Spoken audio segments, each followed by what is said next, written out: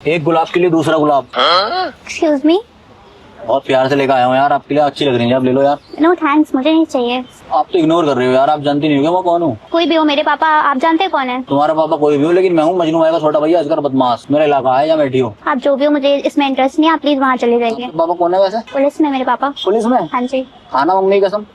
ये फंस गया। ये लो गुलाब लेकर आया हूँ, रख लो।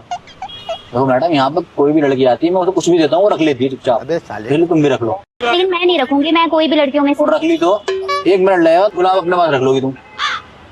रख रही हो ना? नहीं। नहीं, इधर देखना यार, इधर को क्या लगा हुआ, देखो इधर देखो, ये दिख गया? हल्के में ले रही हो क्या? बड़ा हरामी हो बेटा। एक तो गुलाब पकड़ लो, ये जल्दी। अब सुनो इधर को देखो, बात सुनो। अब मुझसे बोलो आई लव यू, गुलाब ऐसे पकड़ के जल्दी। I love you. Sorry I have a girlfriend.